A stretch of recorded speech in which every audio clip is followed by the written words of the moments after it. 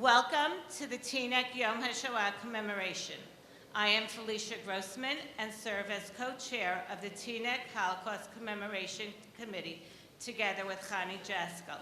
It is my privilege to welcome any survivors who are with us here tonight. We would like to take a moment to honor you. If possible, please stand.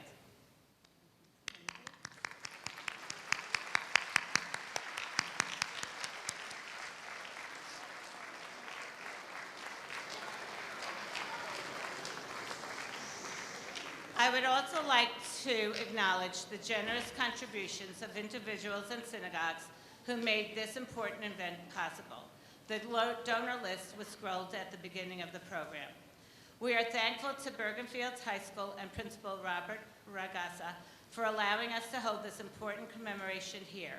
Your ongoing partnership with us allows Bergen County to honor the 6 million Jews who perished and ensure that the Holocaust will never be forgotten.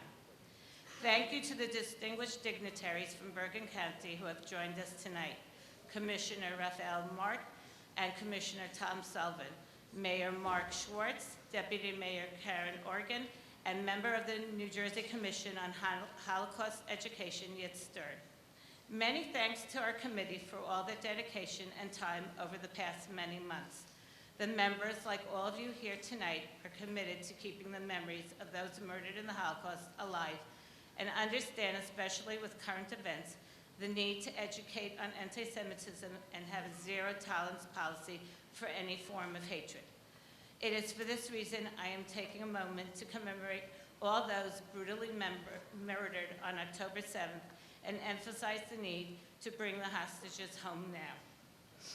Later in the program, Rabbi Daniel Friedman of Teaneck Jewish Center will be leading us in the reading of the Tehillim. I would like to thank Jonathan Rimberg and Stephanie Kurtzman for their musical performance. The program will conclude with A.J. Schreiber leading the Kaddish and Kelmel Rachamim, while the names of those we have lost will be scrolled on the screen. Lastly, I want to thank Yeshivat Noam and Adina Mermelstein and Alyssa Green for their vocal performances. Please rise for the national anthem.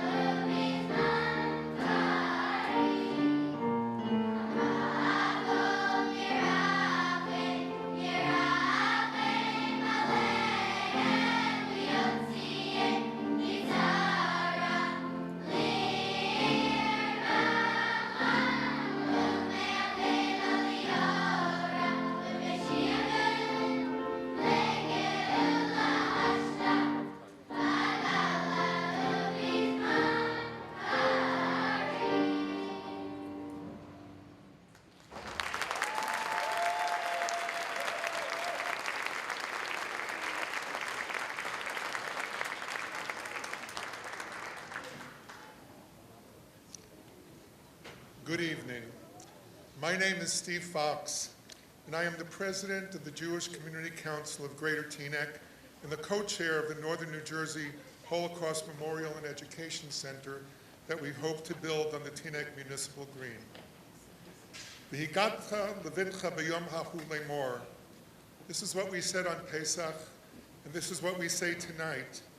This is the night that we tell our children that the world should not forget what happened during the Shoah. This is why we are here, and this is why we need to continue to spread Holocaust awareness. First, I would like to congratulate the Commemoration Committee and its chairs, Chani Jaskell and Felicia Grossman, for planning an amazing program that you will see tonight. Will the committee members please stand up? You all deserve a round of applause.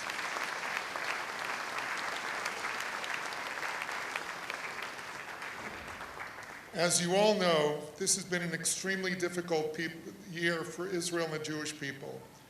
Anti-Semitism has reached levels not seen in decades, and as we gather here today, there are still innocent hostages languishing in Hamas tunnels. The war has touched all of us. In our family, one of our sons has been in and out of the reserves serving in the Givati Brigade and is now stationed in Gaza. Every member of this community and every Jewish community has relatives and friends who have served or been killed or injured in this awful war. During this past year, our community has also been plagued with anti-Israel demonstrations, and the Jewish Community Council has been very proactive in speaking to the press and presenting our point of view. We will not be silent. We will not be intimidated. We will stand proudly with Am Yisrael now and forever. Kudos to the council members of Bergenfield and Teaneck who have enacted legislation restricting the illegal gatherings, and a shout out to the RCBC and BAJAC for encouraging people to come out in force to counter these vile protests.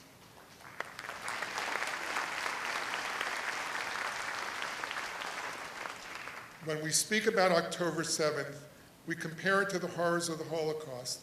But unfortunately, more than 2/3 of American youth either do not know about the Holocaust or minimize its extent. That is why we are proceeding with our mission to create a Holocaust Memorial and Education Center. As many of you know, we have lowered the cost and have engaged an augmented reality company to make this a meaningful experience for all who visit. We are going to play a short video that will explain better than my words what we are trying to do and how you can participate. Please turn your attention to the screen.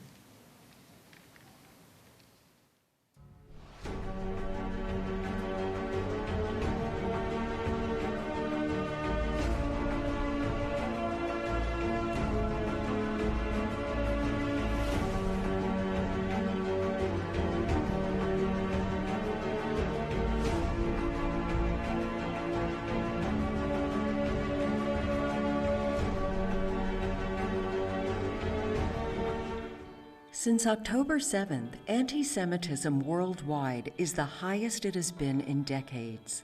While Israel suffered the greatest attack on the Jewish people since the Holocaust, the world's reaction exploded into more hatred rather than sympathy. Holocaust denial and ignorance flipped into October 7th denial.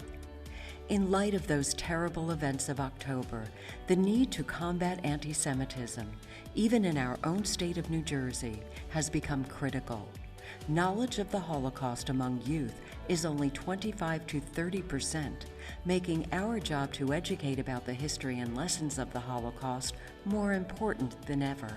The planned Northern New Jersey Holocaust Memorial and Education Center will stand on the Teaneck Municipal Green as lasting tribute to the victims of the Holocaust. The educational material, created by our staff of educators in conjunction with Yad Vashem, will provide a unique augmented reality experience to visitors young and old, and provide a place to contemplate and learn the history and lessons of the Holocaust. It will serve as an educational deterrent to anti-Semitism and promote understanding and tolerance. The planned memorial will consist of 6 columns arranged in a semicircle around a centerpiece, each column depicting a stage of the Holocaust on one side and spaces for dedications on the back. People will be able to activate the historical displays, one for each column. This is showing the display for the 4th column about the concentration camps. When the AR is activated, they will find themselves at the gates of Auschwitz and can walk around to discover more videos and photos. There was one bucket. Everybody tried to relieve themselves. They went onto the bucket. We still hold some blanket or makeshift that nobody sees. After a while, nobody cared. This thing, and then it was just unbearable. On the flip side of the columns, we will provide spaces for people to dedicate a Holocaust survivor or victim. The options will be to have a person's photo and description pop out when you line up the column, or to have the donor post a tribute video to the honoree. My name is Daniel Clapper. My father, Raphael Clapper, was born in southeast Poland in a town called Ulanów. He then escaped through the Iron Curtain to the Russian-controlled Poland and then to the American zone in Germany, where he went to medical school and came to the United States in 1952. In addition, corporations, synagogues, and schools could participate and also have a video linked to their dedication. The story of the Shoah was the narrative of my childhood. My late father, Rabbi Herschel Schachter, Zichrono Livracha, was the first American chaplain to enter into the Buchenwald concentration camp as a soldier. He spoke constantly about what he saw. The most profound influence and experience of my childhood was meeting survivors whose lives he saved. I heard their stories. I saw the numbers on their arms. It is essential that these stories be perpetuated and that the Jewish people in the world never forget what happened during the Holocaust. What a bracha it is that our own community is now getting together to be able to provide such a memorial. How meaningful it would be to be able to bring my grandchildren to hear my parents' stories. I'm going to make dedications to my parents, Joseph Luchfeld and Rachel Luchfeld. You can count me in. You can count me in.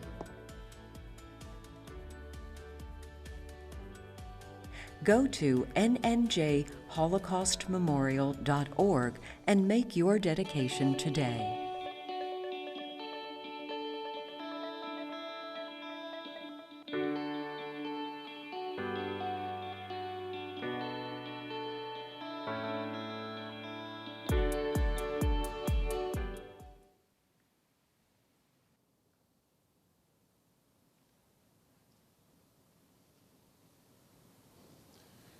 You who are gathered here, and you who will see your family's names on the memorial scroll at the end, have the special opportunity to pay tribute to the memories of the victims and teach the history of the lessons of the Shoah. Many of you are 2nd, 3rd, and 4th generation from Holocaust survivors, and some survivors, thankfully, are here tonight. We need your help to get this done. I'm proud to announce the Sanzeri Family Foundation has pledged $25,000 to this project. We need our own people to step up and to say this is important for the community, for the schools, churches, and all types of visitors who will benefit from this experience. Please donate, dedicate a space with photos or videos to show the world who your loved ones were and put faces to the names of the victims of the survivor. Literature is outside for more information. Let's get this done while we still have survivors to see what we are doing for them. More than ever, never again means never again. May Hashem bless all of you, and may we see our hostages free as soon as possible. Thank you all, and enjoy the rest of the evening.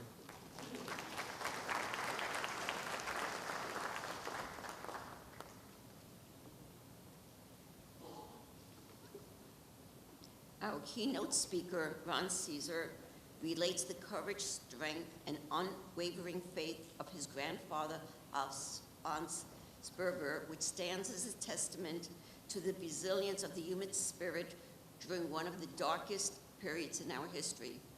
Born in 1927 in Vienna, Alphonse has rarely spoken about his experience during World War II until now. Ron's oldest son, Eli, was 11 years old when he had a school project at Yeshiva, Yavne Yeshiva. His papa reached deep into his past to unearth long-buried memories.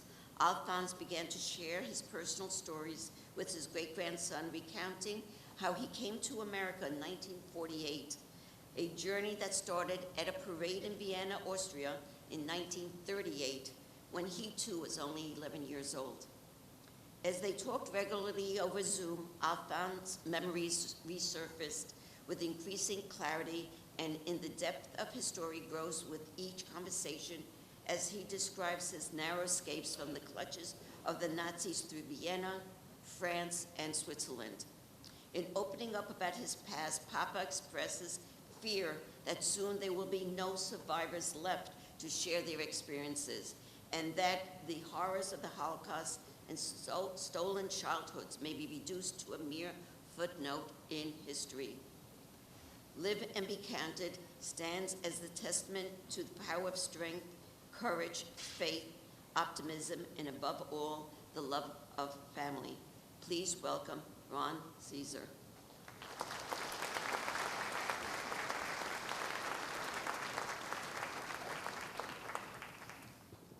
Thank you, Felicia, Chani, Steve, Gabi, and all of the people of the committee who helped bring this together and make this happen. Have you heard of a Holocaust story with a happy ending? Not too often. The story of Alphonse Sperber we will hear tonight is one of those rare stories of a core family that stays one step ahead of the Nazis, separated at times as they fled from Austria to France and to Switzerland, and ultimately reunited toward the end of the war. Now with 2 children, 6 grandchildren, and 13 great-grandchildren, our family is the ultimate revenge on the Nazis. Growing up, my grandfather Papa didn't share much about his story. It wasn't because he was suppressing childhood nightmares. It was because he felt his story was unremarkable, as his friends and neighbors had more horrifying experiences, concentration camp scars, and indelible tattoos on their arms, and seeing loved ones murdered in front of their very eyes. Papa's story has a happy ending, and even led him to meet his wife through an amazing coincidence that can only be attributed to divine providence. What Papa didn't realize at the time is how his story and faith in God, love of family, and making the most of what you have is a lesson for all of us during times of good and especially during times of challenge. I want you all to close your eyes for just a moment. Close them and gently imagine the sounds of glass being shattered from Jewish store windows. Imagine the smell of smoke billowing from synagogues by arsenic fire. Imagine the sight of headstones desecrated in the Jewish section of the cemetery. Imagine the fear of Jewish students being bullied at school and universities. Now I want you to open your eyes. You're probably imagining these images from the 1930s in Germany. But in reality, they could very well be from today in cities we know well: Washington, D.C., Sydney, Toronto, and Manhattan. For many of us, the Holocaust is 80 years ago in our rearview mirrors, and maybe even further than that. A horrific event recalled through black and white photos and stories of a bygone era. But why? Why does it still strike relevance and interest with us today? There are, of course, the obvious reasons. Talking about the Holocaust is not just about remembering a past tragedy. It is an active and ongoing effort to learn from the past, honor the victims, and work towards a future where such atrocities are never repeated. I believe there is another reason we keep the Holocaust in our discussions, in our liturgy, and in our classrooms. As a people, we are seeking Jewish heroes and heroines in our lives to help shine light on times of despair. Unfortunately, our history is often defined by its tragedies, and so we do what we can to find those heroes and help flip the script. For example, we celebrate the heroics of Judah Maccabee in the story of Hanukkah, even though the Greeks continued to rule Jewish communities for many more years. Out of the ashes of the burning temple in Jerusalem, we have Rabbi Akiva giving eternal hope to a devastated and broken nation. Following the Spanish Inquisition, some cling to a theory that Christopher Columbus was in fact Jewish, paving the way to a new world where we could live freely without persecution. And we have our Holocaust survivors, who more than 80 years ago displayed implausible heroics to overcome enormous odds and evade death from the German Nazis. Heroes like Elie Wiesel, Tova Friedman, Lily Ebert, Yisrael Meir Lau, and many others. Let's now add Alphonse Sperber to this venerable list of Jewish heroes who lived to tell their stories. I was born in 1927 in Austria. I was a very happy boy until 1938, and then everything changed.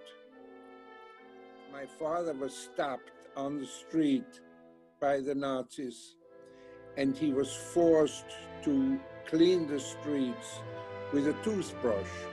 2 months later, we left Austria, left everything behind. In 1940, when the Germans invaded Paris,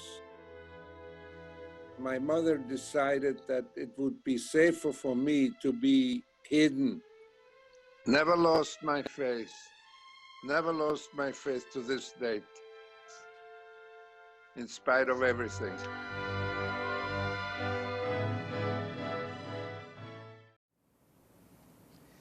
My grandfather, Alphonse Sperber, was born in Vienna in 1927.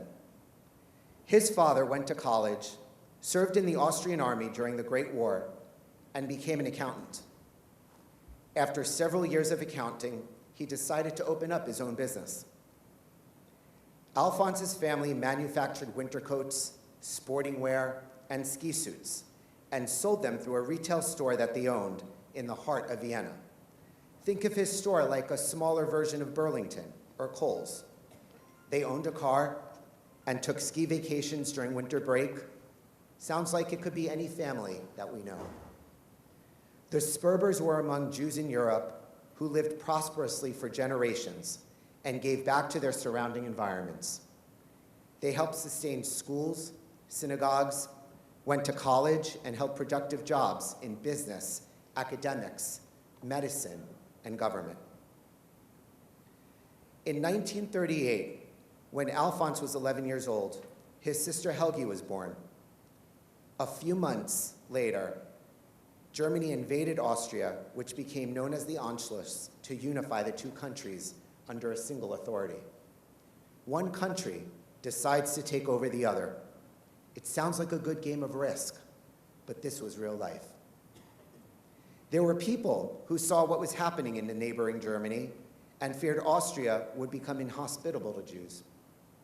They were the ones who fled Vienna if they could get exit visas. But where would they go?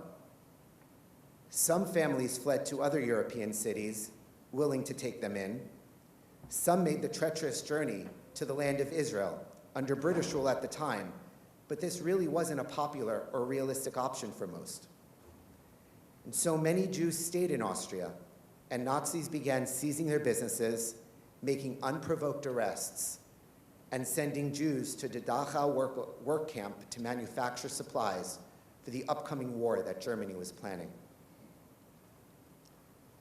It was at this time in 1938 that Alphonse's father, Alexander, was arrested in his coat store and forced to clean Nazi boots with a toothbrush.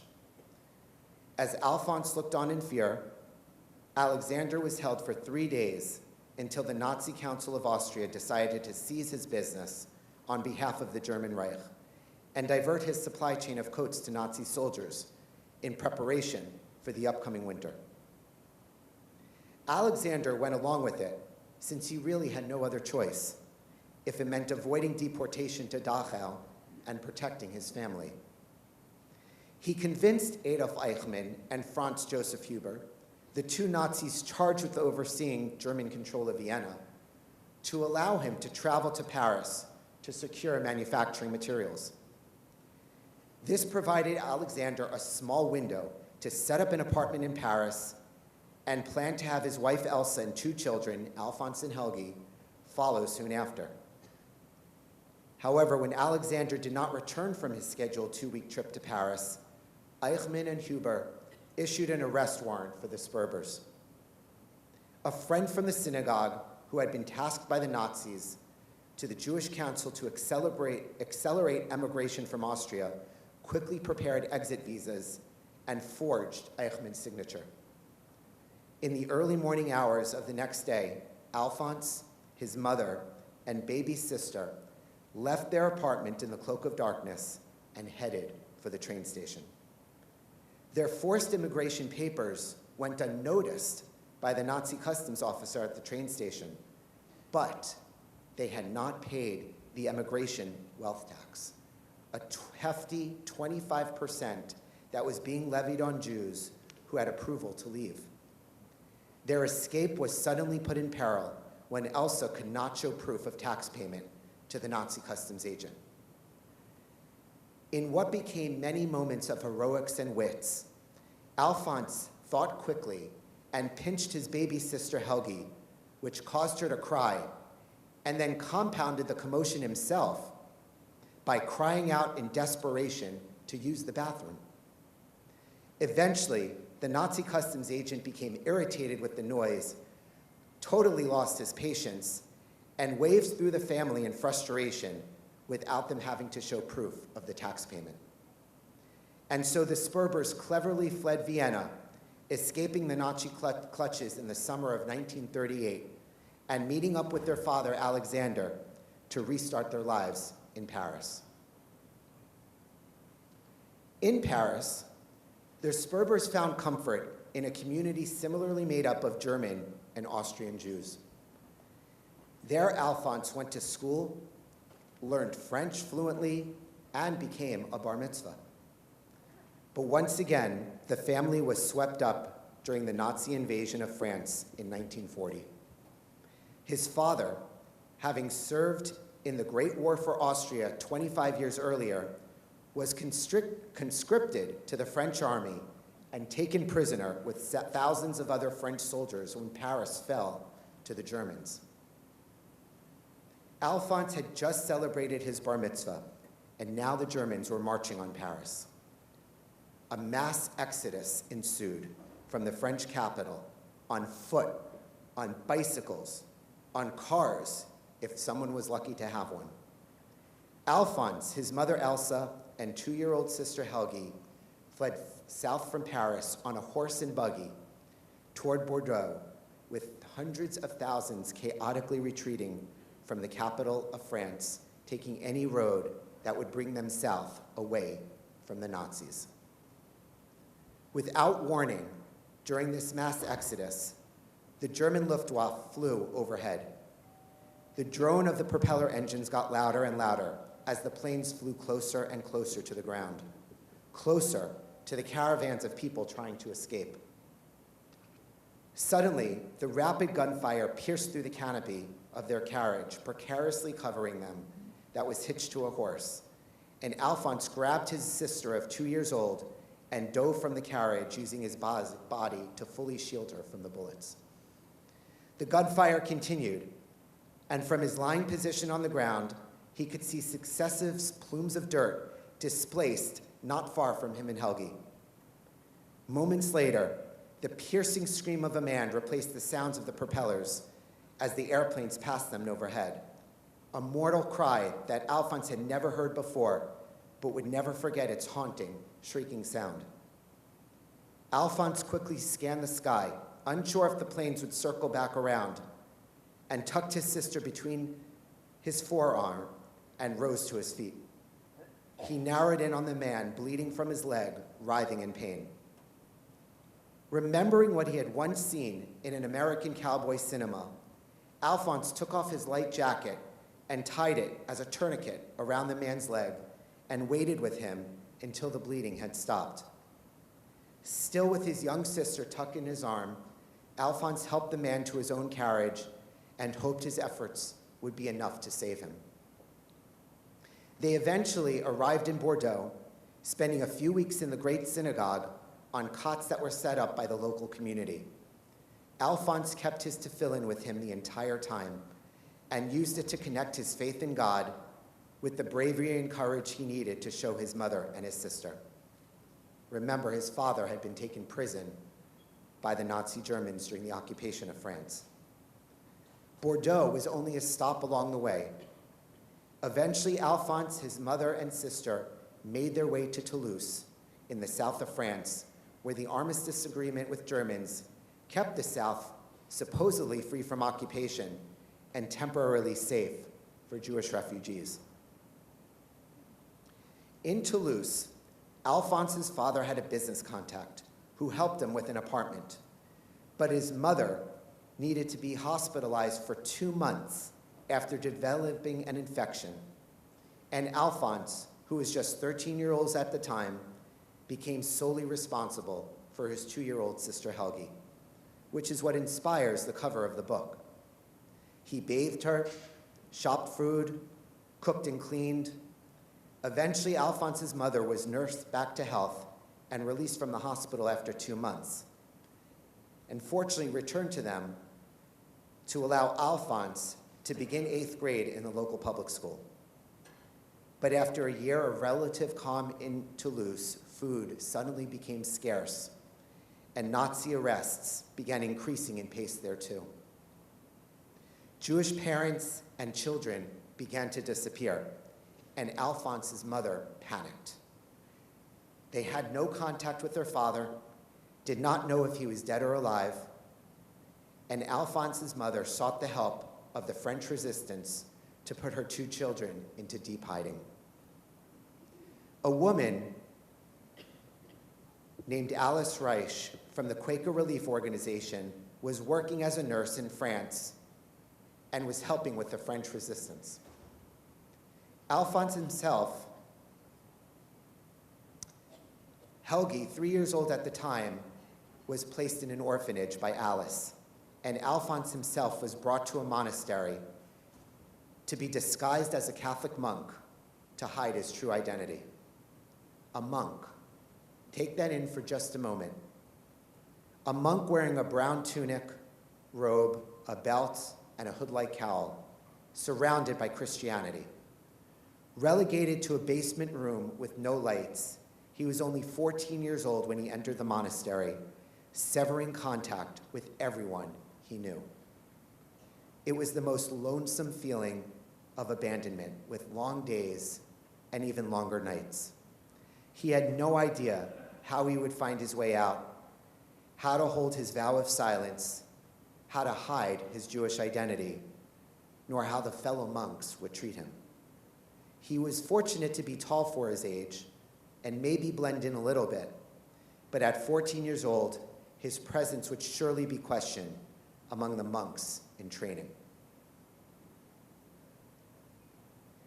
As a matter of blessing and perhaps some divine providence, Alphonse fell under the care of a loving abbot who himself was familiar with Hebrew, Torah, and Jewish customs. The abbot himself had studied and training in Jerusalem in the early 1920s, which is how he became familiar with Judaism.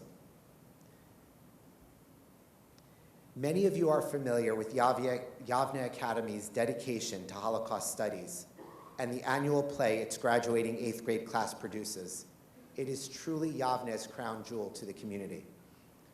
Earlier this month, Yavne staged Alphonse's incredible story, and I want to show you a scene from the monastery between Alphonse, played by Revi Opperman, and the abbot, played by Kobe Barron, that cared for him.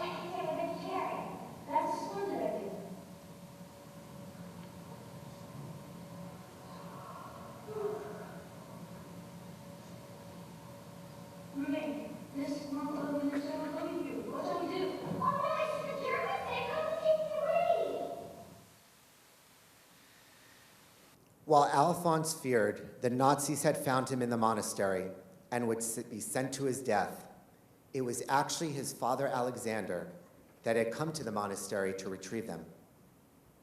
The same Alexander that had been taken prisoner during the Nazi invasion in Paris in 1940. How did this happen? And why did the monk think it was a German soldier coming to abduct him? During the Nazi invasion of France 2 years earlier, Alphonse's father had been taken prisoner and was interned in Gurs, a labor camp in the south of France. After 2 years in the camp, Alexander was instructed to pack a bag and told he would be shipped to another camp.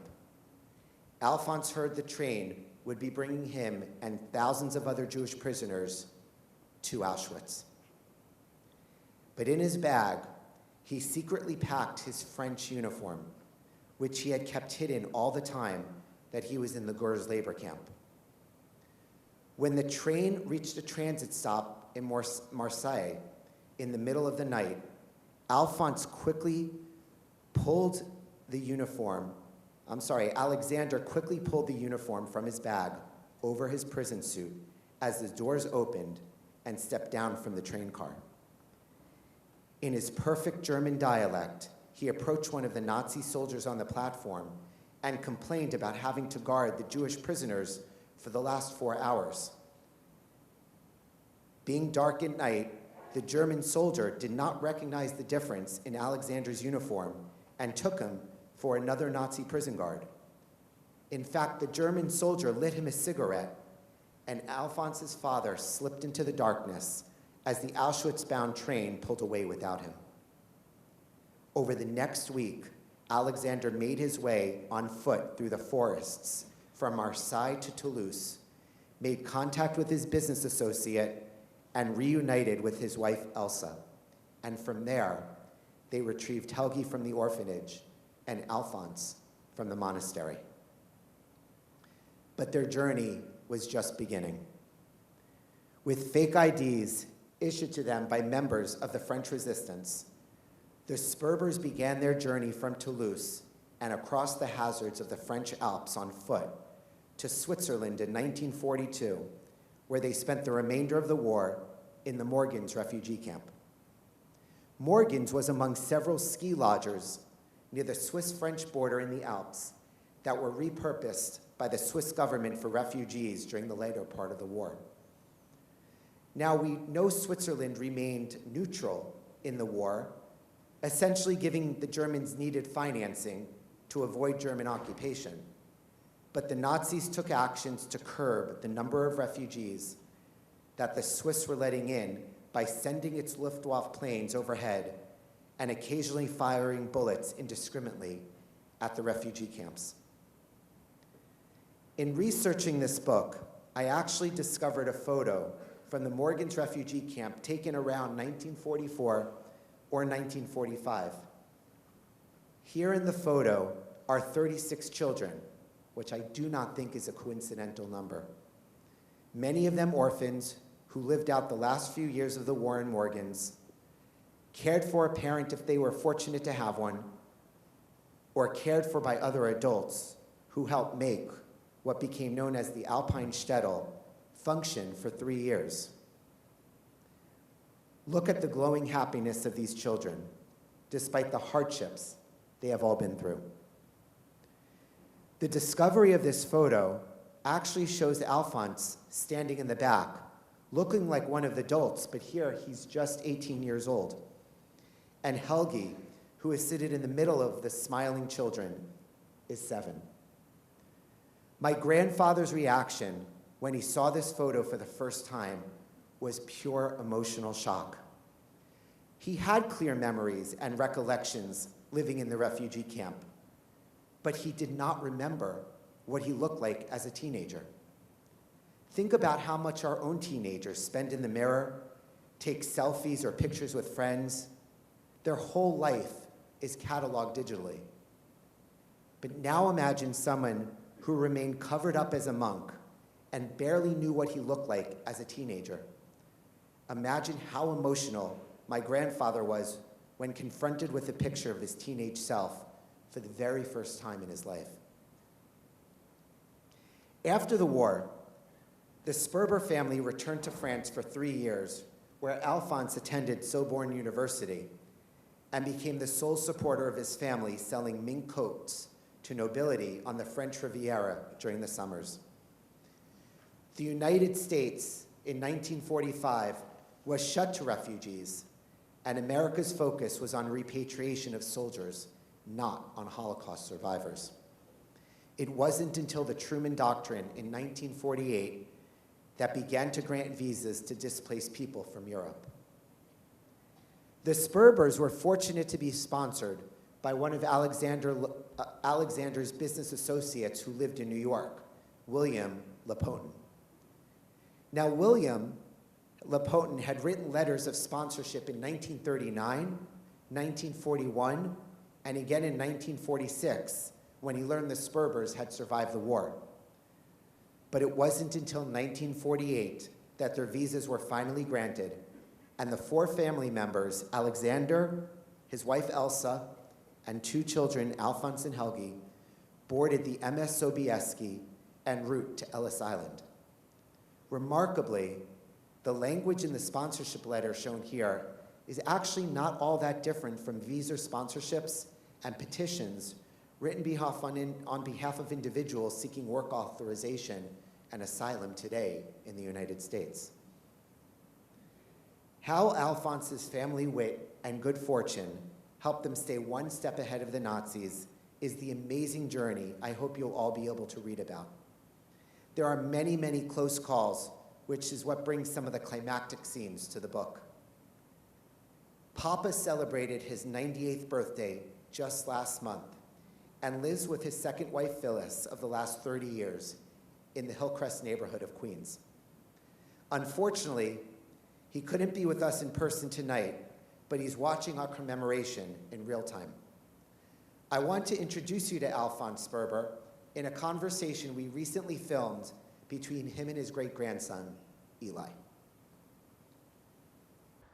Papa, Your family lived in Austria for generations. What was it like growing up in Vienna, Austria in the 1930s? Well, our life in Vienna was very happy and very comfortable. Our aunts, uncles, cousins went to the same shul as we did and has Shabbos meals together. My parents owned a clothing store and manufacturing plant where they sold raincoats, snowsuits, as well as other sport items. I had very good friends. All of this changed in 1938, and we did not understand why we were being targeted for harassment and arrests. My father saw that this life would become very intolerable for Jews and made plans to escape. We fled to Paris in 1938 before conditions worsened. It was very, very hard to leave everything behind. Papa, many times during the war, you were alone and separated from your family. You were hidden in a monastery disguised as a monk. What was that experience like for you? How did you get through those difficult times not knowing if you would see them again? 1940, when the Nazis invaded Paris and my father was taken prisoners, we fled south to Toulouse. Me, my mother, and my sister. My sister was hidden in an orphanage and I was hidden in a monastery as a monk. The abbot of the monastery was incredibly kind and treated me like his own son. But nights were very lonely for those 2 years. I did not know who I could trust. I didn't know if the Nazis would ever find me, and I didn't know if I would ever see my parents and my sister again.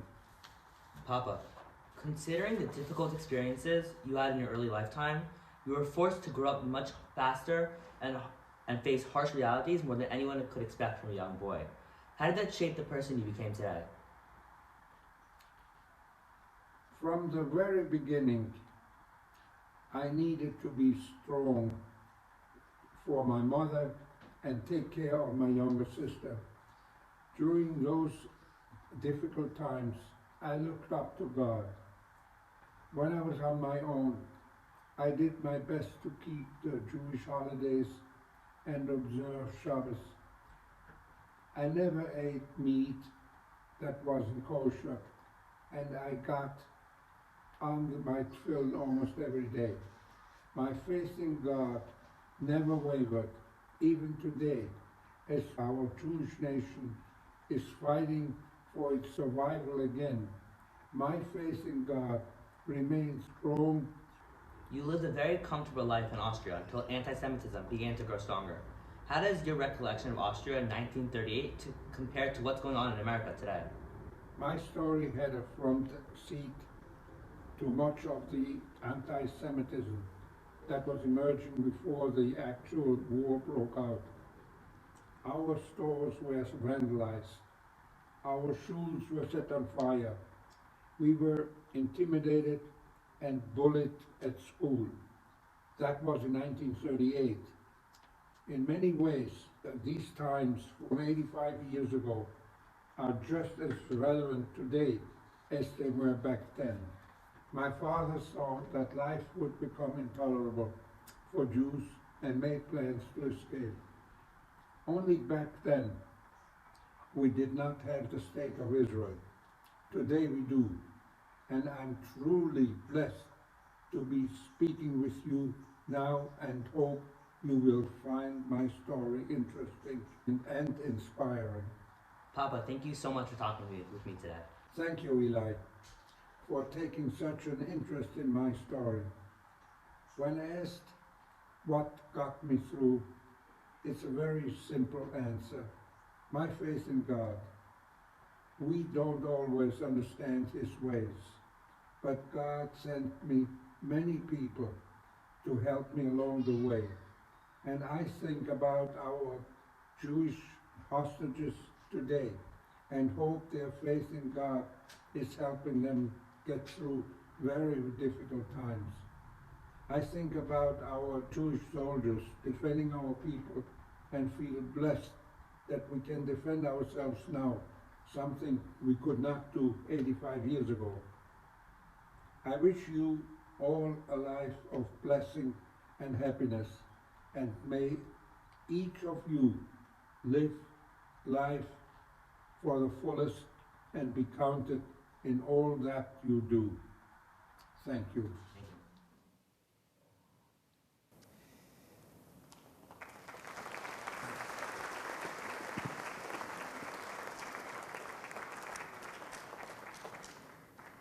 Since publishing this book, many people have come up to talk about their own family stories, and each one is unique and special in its own way.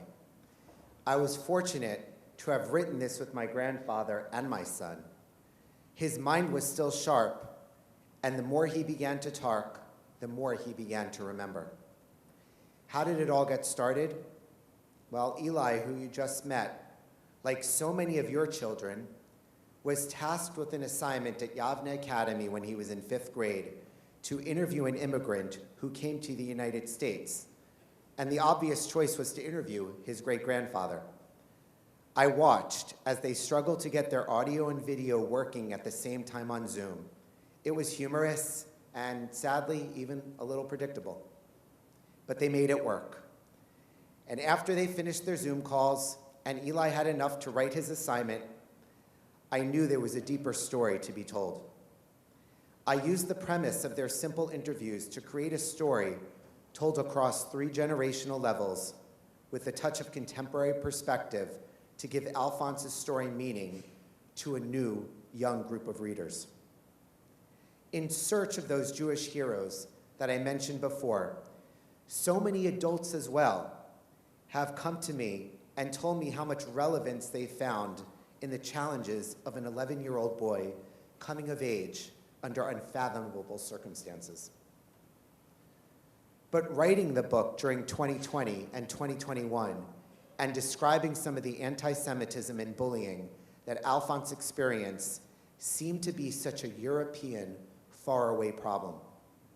Writing this book during 2020 and 2021 from the comfort of America, I thought there's no way any of this could happen today on school campuses to Jewish-owned stores.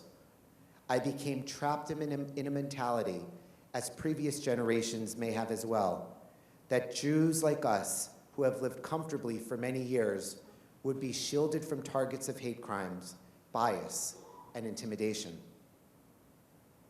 I could not have anticipated that just a few years later, in 2024 and 2025, that shield would be severely fractured.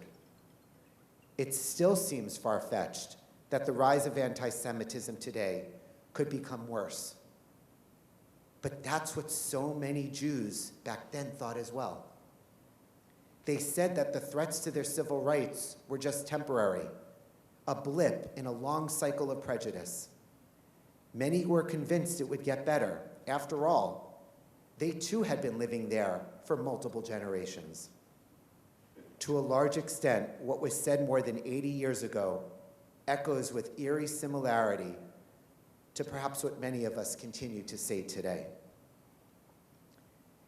As we remain glued to the news coming from Israel during the last few months, with the release of our hostages, I was reminded of my first visit to the Holocaust Museum in Washington, D.C., soon after it opened.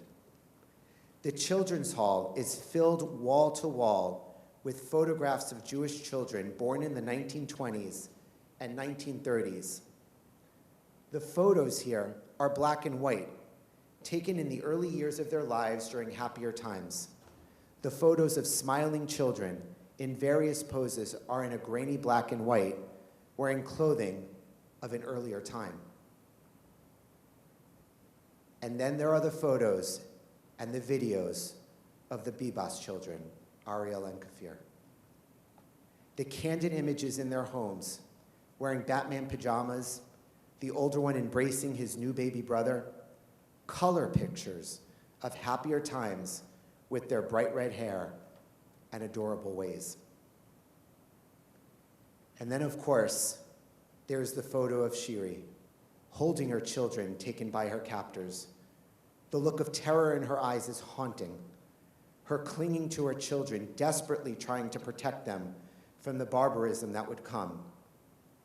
This is a picture straight out of the Shoah, except this time, it's in color. The lessons of the Holocaust are not confined to the past. They resonate with chilling urgency in our presence. The horrific attacks of October 7th in Israel serve as a stark and brutal reminder that the insidious forces of anti-Semitism and violence are not relics of a bygone era. The barbarity inflicted upon us echo the darkest chapters of history and demand that we confront the enduring nature of hate in its most visceral form. The truth is, I don't have all the answers how we as a people recover from the trauma we have gone through over the last 15 months. I can't possibly know how families heal from the pain of losing loved ones in battle or in their abduction, or how freed hostages can regain any sense of normalcy in their physical health and psychological well-being. I don't know how families continue to function with loved ones still being held and tortured, including our very own Idan Alexander. But I can share that we have a precedent, a model of perhaps the strongest generation that emerged from the embers of the Holocaust with no one and nothing. Many of us in this room were born from those embers. I'm not saying it was easy. Starting over and living with the pain of such enormous loss is impossible to quantify, but somehow they did it. Somehow our parents, somehow our grandparents paved a life from which we have grown collectively stronger. And somehow our people will duplicate this model to heal and to grow stronger from the current trauma we're experiencing. In this context, the words and spirit of Live and Be Counted take on profound significance. It underscores the vital importance of bearing witness and ensuring that individual stories are not lost to the sweeping tides of history. To live and be counted is an act of defiance against those who seek to erase existence. As we near conclusion of Alphonse's journey, I want to end with a poignant story that can only be attributed to Hashgachat Pratit, divine providence. When Alphonse's father, Alexander, had been sent to the Gurs labor camp in the south of France, he found kinship with a fellow slave, Julius Teig, who did hard labor with him, breaking boulders into smaller pieces of limestone, while Julius's wife, Rose, worked in the kitchen. They fled Germany to Holland in 1939 when things became pretty awful and put their 2 children into hiding in an attic with an adoptive family in The Hague, a city south of Amsterdam, and a story not that different from what we know about Anne Frank. But when the Germans invaded Holland, Julius and Rose were arrested and also sent to Gurs while their 2 children remained hidden. Julius was weak from dehydration and malnourishment after just a few weeks in the camp, and Alexander feared that the Nazis would kill him if he could not fulfill his daily limestone quotas.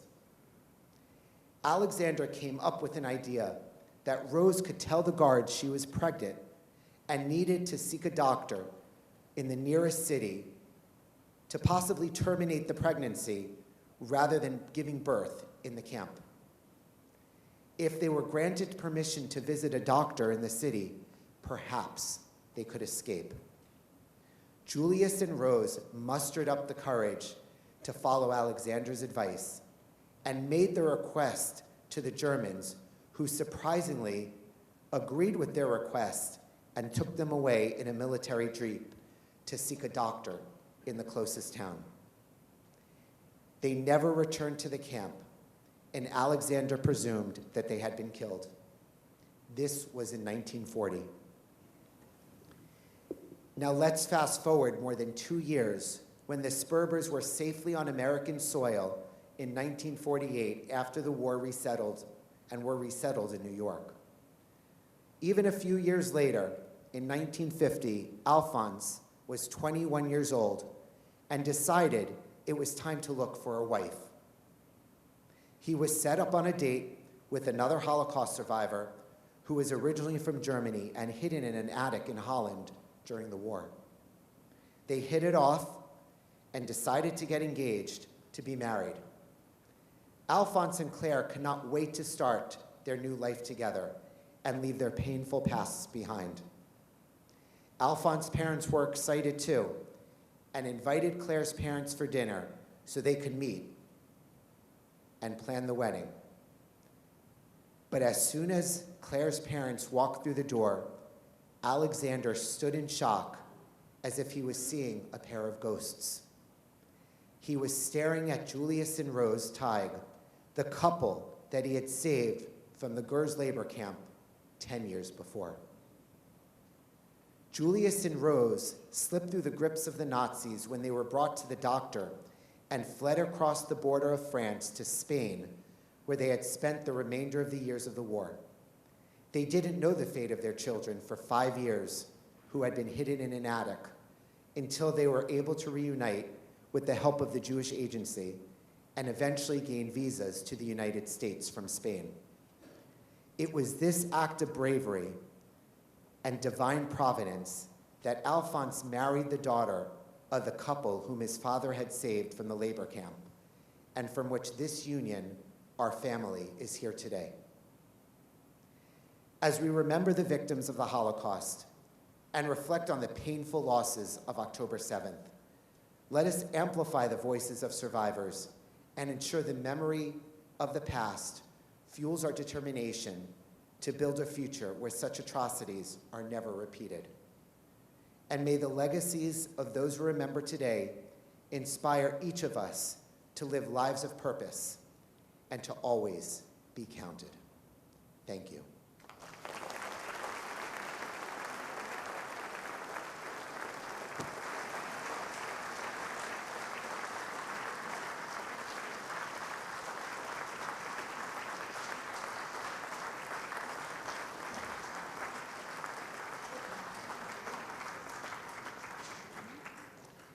It is my pleasure to also introduce two familiar people to this audience, Jonathan Rimberg and Stephanie Kurtzman, who are going to lead us in a musical presentation.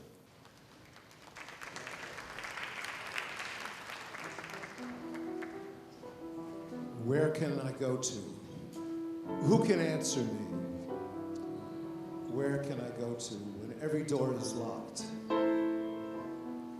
The world is big enough, only to me it's small and crowded. Like a glance, I must go back. Each bridge is blocked. Where can I go to? This song was brought to America by Menashe Oppenheim. It is a world favorite.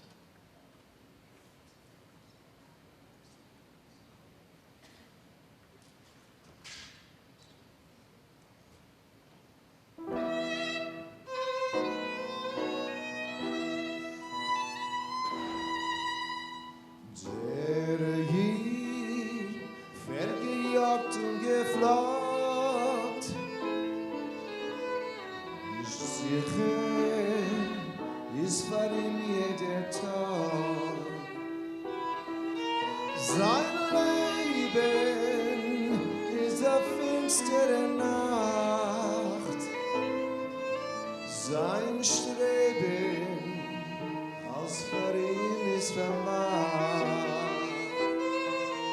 Verlassen, bloß mit Sonnen kein Freund, keine Hoffnung, nur Sicherheit.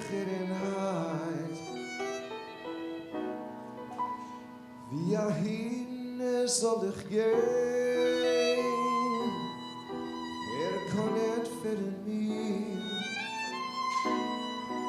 Wohin soll ich gehen? Als verschlossen ist jede Tür.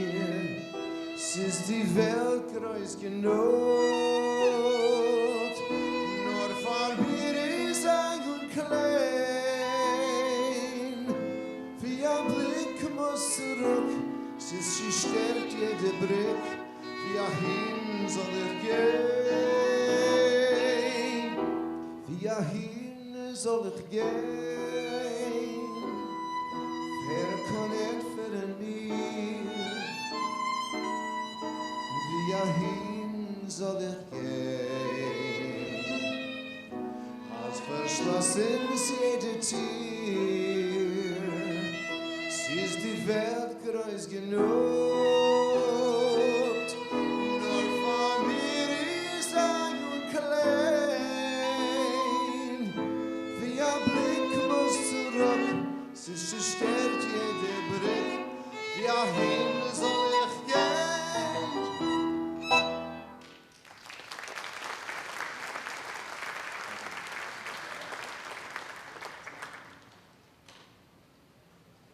The haunting melody on Imamin is attributed to Azriel David Fastag, a Mudjitzer Chassid who composed this next tune in a cattle car while being taken to Treblinka. In addition to Yom HaShoa, some also sing it at the Pesach Seder in memory of the Warsaw Ghetto Uprising, which began on the first night of Passover in 1943.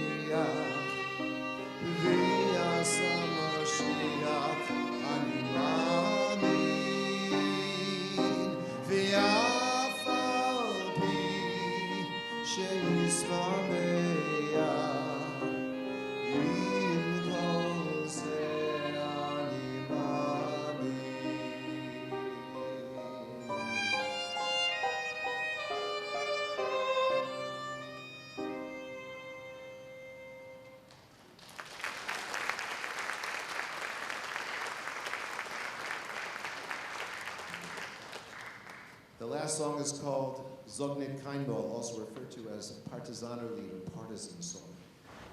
The song is considered one of the chief anthems of Holocaust survivors and is sung at Holocaust memorial services around the world.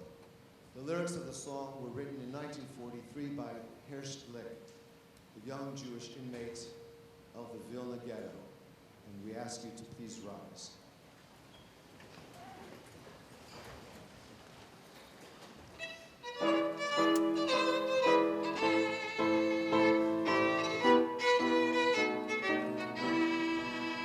Sag mir kein Mal, als du gehst am letzten Weg, verstimmen bleiere, verstehen bleie Tag, verkommen wird nach unserer ausgewählte Show.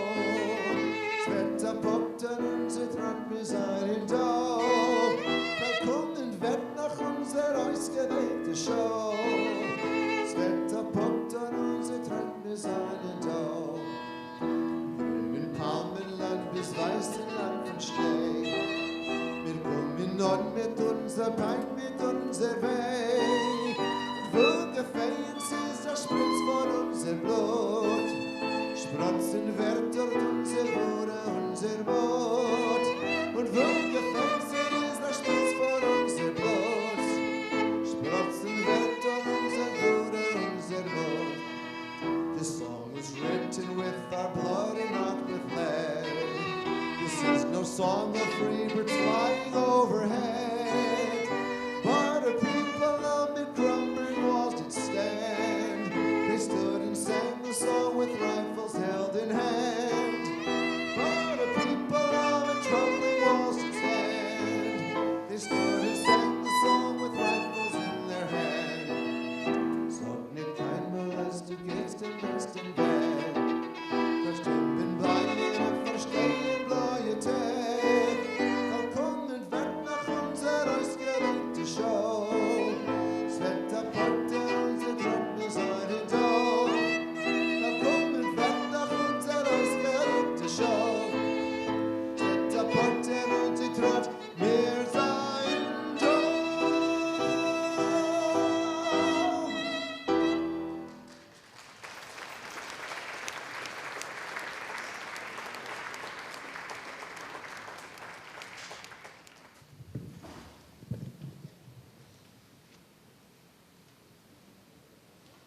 Say Mizmor Kuflamed, Psalm 130. Shir Hamalos, Mimamakim Kirasicha Adonai. Adonai, Shema V'koli. Tiena Aznecha Kashuvos, L'kol Tachanunai.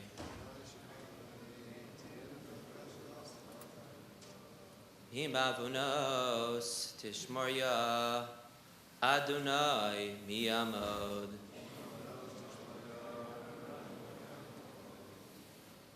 Ki imcha haslicha leman tivarei.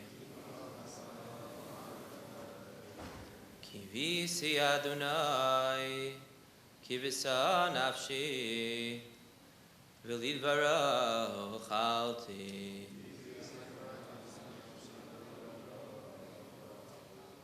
Nafshi l'Adonai, mishamim laboker, shomirim laboker.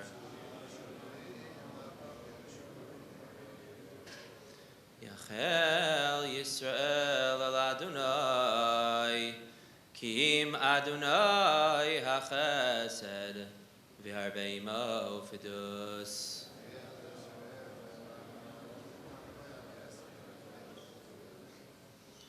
V'hu yiftes Yisrael mikol avonosav.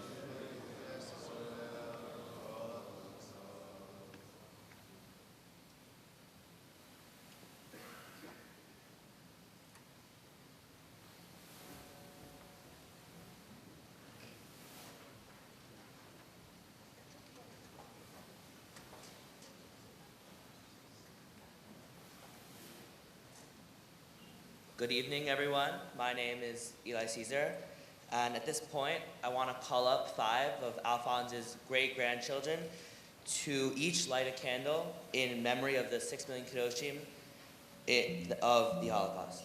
First, I want to call up Nathan and Jonah Perlmutter.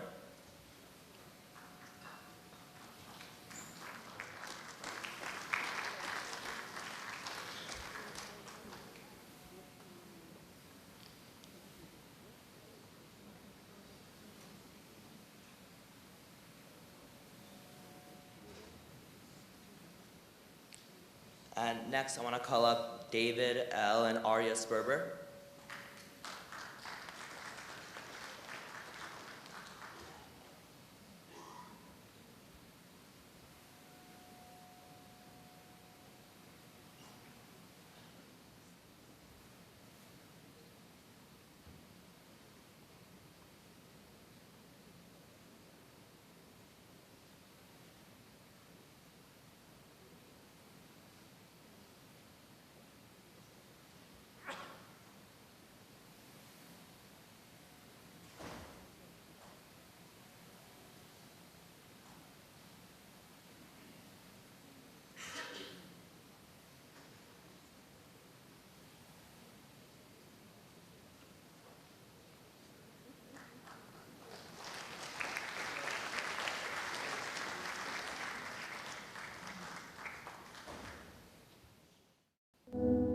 To be a woman in the Holocaust.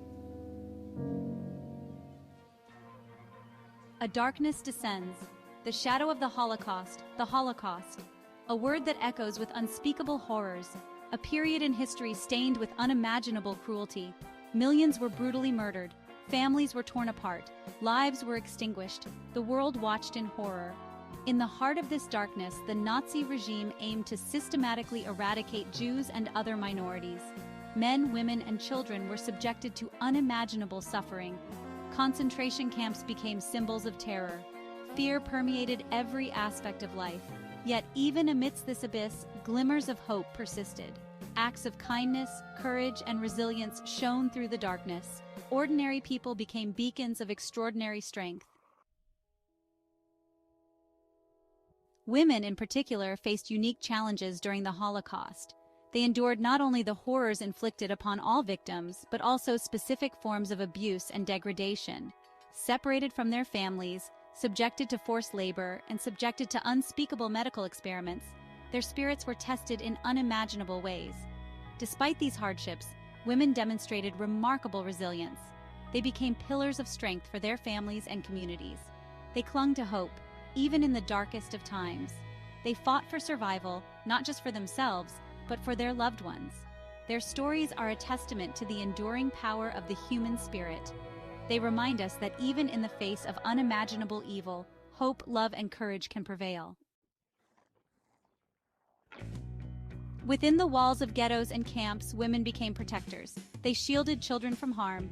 They comforted the sick and dying. They shared their meager rations with those in need. They whispered stories of hope to keep spirits alive. Mothers risked their lives to hide their children. They sewed secret pockets in clothing to smuggle food. They sang lullabies to drown out the sounds of terror. Their love knew no bounds. Their acts of selflessness serve as a beacon of hope, reminding us of the enduring power of love and compassion. They are a testament to the strength of the human spirit, even in the face of unimaginable adversity. Women were not merely victims. They were also active participants in resistance movements. They smuggled weapons and information. They joined underground networks. They risked their lives to sabotage Nazi operations. They fought back against their oppressors. They refused to be silenced. They refused to be broken. Their courage inspired others to resist. Their stories remind us that even in the darkest of times, the human spirit can never be truly extinguished.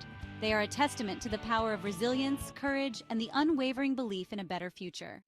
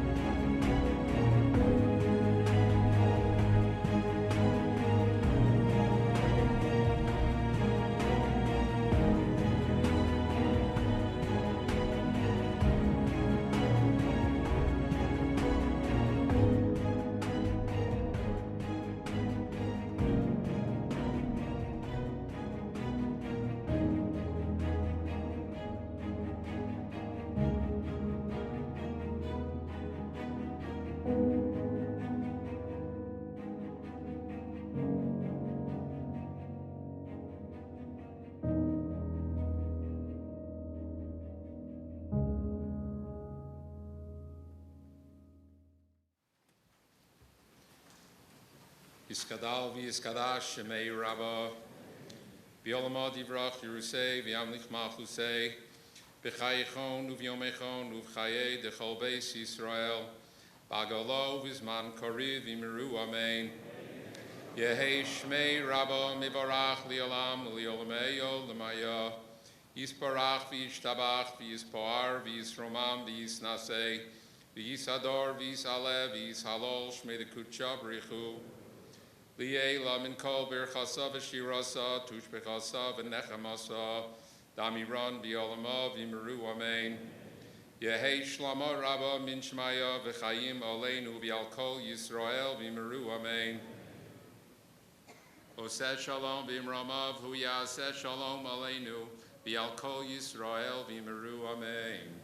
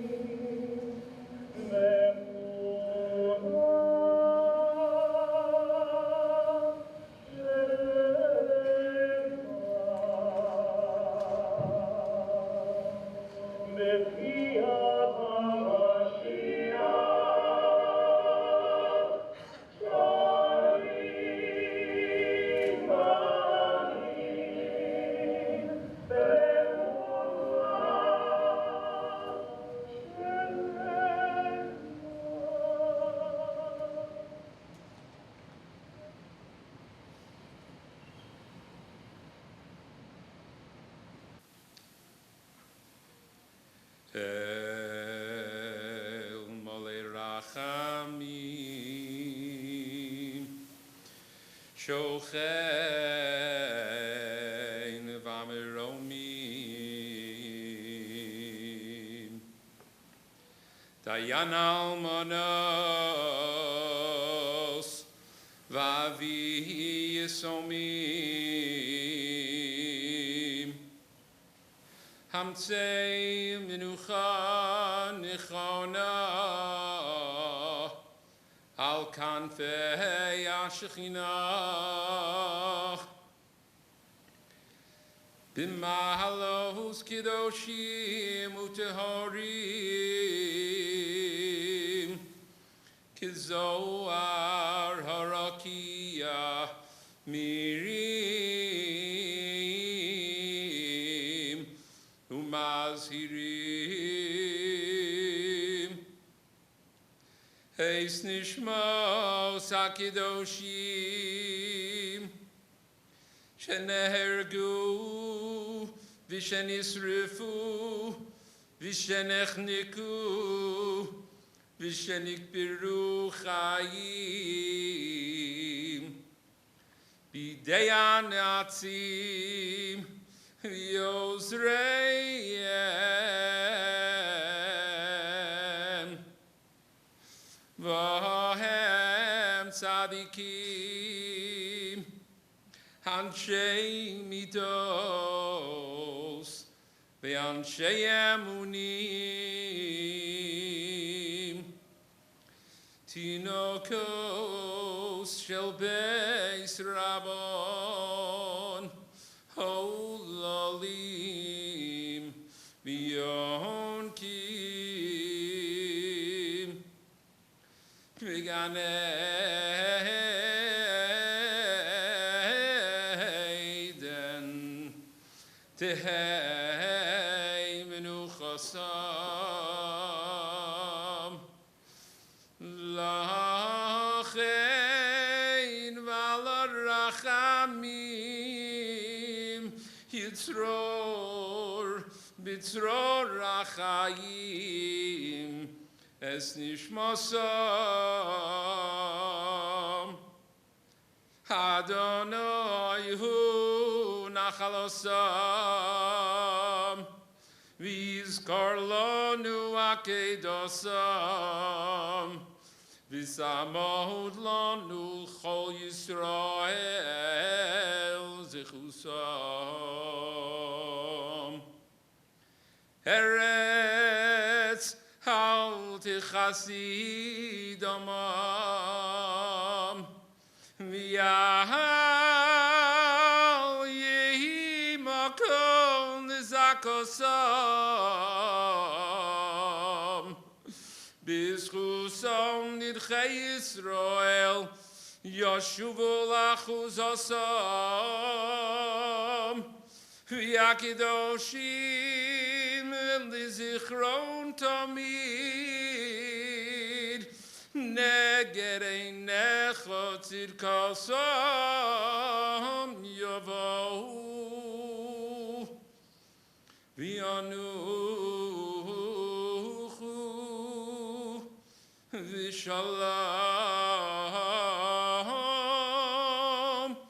ha-mishkevolsam v'nomar